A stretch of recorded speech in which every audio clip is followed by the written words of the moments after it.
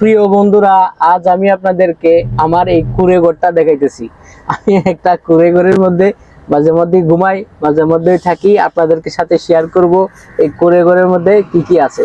এই কুঁড়ে ঘরের মধ্যে একটা সিট আছে, এটা কাজ শেষে এভাবে ফোল্ডিং করে রাখা যায়। যখন ঘুমানোর সময় হয় তখন এটা ডাউন করে তারপরে এখানে ঘুমানো যায়।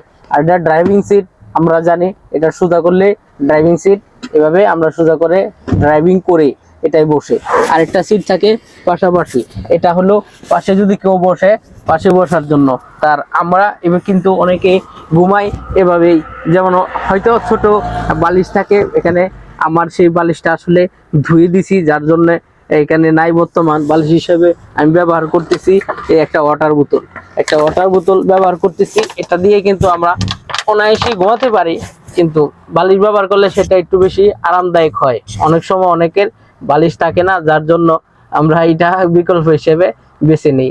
তো আপনারা যারা জানেন অথবা জানতে আগ্রহী যে লং ড্রাইভে গাড়ি কিভাবে চালায়, অথবা যারা বড় গাড়ি চালায় তারা গাড়ির কোথায় খায়, কোথায় ঘুমায়, কিভাবে কি করে, যারা লং ড্রাইভে গাড়ি চালায় তারা শুধু এভাবে ঘুমায় তা না, তারা রান্না বান্নাও করে।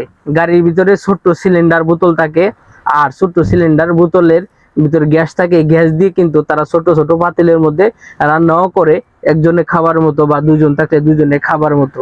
তো আশা করি আপনাদেরকে বুঝাতে পারছি।